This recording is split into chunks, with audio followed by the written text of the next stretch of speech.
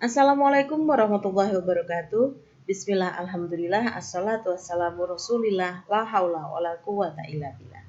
Kali ini saya akan melanjutkan penjelasan saya tentang rencana pembelajaran semester mata kuliah komunikasi kelompok. Penjelasan kali ini adalah penjelasan tentang sub CPMK dan indikator, kriteria dan bentuk penilaian, metode pembelajaran, estimasi waktu, materi pembelajaran, dan bobot penilaian. Saya akan membagi penjelasan saya menjadi beberapa video, ya. Baik, untuk kali ini saya akan menjelaskan tentang pertemuan pertama atau minggu pertama. Sub CPMK sebagai kemampuan akhir yang diharapkan mahasiswa mampu membangun dan menyatakan kesepakatan tentang RPS dan kontrak perkuliahan komunikasi kelompok.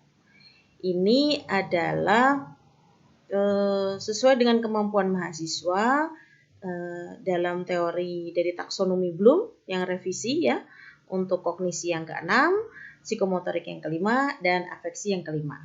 Tidak usah dihafal, cukup difahami saja bahwa di minggu pertama ini mahasiswa diharapkan mampu memahami dan menyepakati RPS dan kontrak perkuliahan.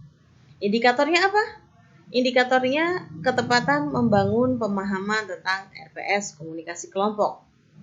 Keaktifan membangun kesepakatan tentang RPS komunikasi kelompok dan menyatakan kesepakatan tentang kontrak perkuliahan komunikasi kelompok.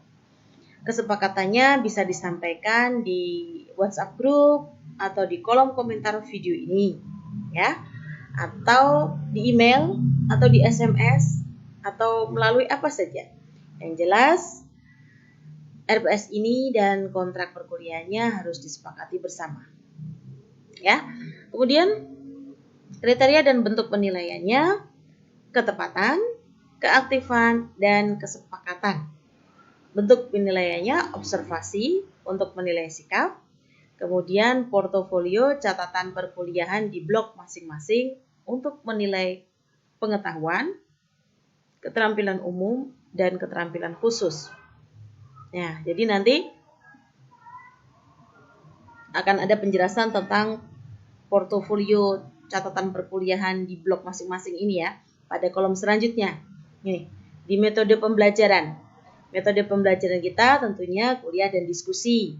Diskusi maksudnya teman-teman silahkan bertanya tentang materi pertemuan pertama ini ya. Karena sudah disampaikan sebelumnya bahwa perkuliahan ini memiliki satuan kredit semester 2 SKS. 2 SKS itu maknanya 2 satuan kredit semester ya. 1 SKS itu terdiri dari 3 unsur atau 3 elemen. Tatap muka yang saya singkat dengan TM, kemudian belajar terstruktur dan belajar mandiri. Untuk tatap muka, 1 SKS-nya setara dengan 50 menit. Jadi kalau 2 SKS maka setara dengan 100 menit. 100 menit adalah 1 jam 40 menit. Sedangkan BT atau belajar terstruktur itu adalah mengerjakan tugas dari dosen yang memang sudah disusun, didesain agar memberikan pengayaan pada mahasiswa dan sesuai tentunya dengan materi dan capaian mata kuliah. Kemudian BM itu belajar mandiri. Mahasiswa memperkaya diri sendiri dengan segala informasi tentang perkuliahan. Untuk BT dan BM, tiap SKS-nya setara dengan 60 menit atau 1 jam ya. Kalau 2 SKS, maka dalam seminggu teman-teman mengerjakan tugas terstruktur itu ya minimal 2 jam idealnya. Ya kan? 2 kali 60 menit. Idealnya minimal 2 jam. Kalau kurang dari 2 jam, ya memang kurang ideal ya. Kalau kurang ideal, ya hasilnya nanti kurang maksimal. Itu saja sih, simple memahami SKS itu. SKS itu bukan sistem kebut semalam ya. Bukan sistem kebut semalam. Jadi harus paham teman-teman. Oke, jadi ini metode pembelajarannya selain kuliah dan diskusi, ada tugas individu. Jadi merumuskan tugas itu juga tentunya tidak mudah ya. Saya tidak asal kemudian tugasnya ini saja, tidak, tetapi memikirkan, mempertimbangkan kemampuan teman-teman juga. Jadi saya minta teman-teman punya blog. Boleh itu blogspot, WordPress, atau media sosial misalnya ya. Tapi blog itu ya harus betul-betul miliknya teman-teman sendiri, milik pribadi ya. Bukan milik lembaga atau institusi lain di mana teman-teman bekerja. Jangan. Itu semacam buku catatannya teman-teman. Ya, yang digunakan untuk mencatat perkuliahan. Jadi kalau selama ini nulis nih, boleh ditulis terus dituangkan ke blognya. Jadi portofolio yang dimaksudkan dengan portofolio catatan perkuliahan itu setiap kuliah saya ya, apa yang teman-teman pahami, apa yang teman-teman serap, informasi apa yang teman-teman dapatkan dan pahami. Kalau tidak paham juga dituliskan di situ. Misalnya minggu ini membahas tentang RPS dan komunikasi kelompok. Sudah dapat nih draft RPS-nya, sudah saya share misalnya. Kemudian, tapi kok masih tidak paham ya yang di bagian CP Prodi misalnya. Apa sih? Masih tidak paham dengan penjelasan CP Prodi gitu. Tuliskan aja gitu ya. Jadi saya tahu apakah teman-teman paham atau tidak. Itu feedback dari teman-teman. Atau feedback lainnya ya, tentu saja. Jadi menghasilkan portofolio catatan perkuliahan di blog masing-masing, mengunggah URL-nya di kelasnya. Jadi gimana saya tahu teman-teman sudah nyatet di blog?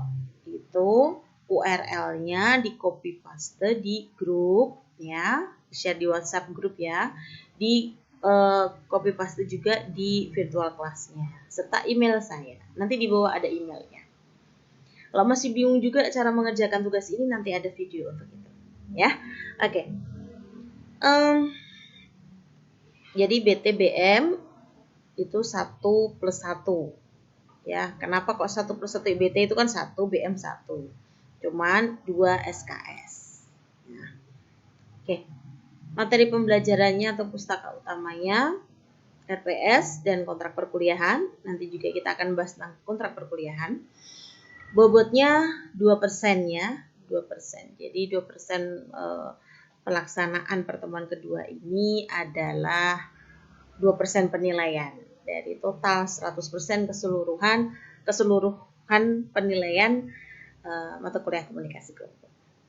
Itu saja dari saya untuk penjelasan pertemuan pertama dari yang ada di RPS ini ya untuk mata kuliah komunikasi kelompok. Terima kasih. Wassalamualaikum warahmatullahi wabarakatuh.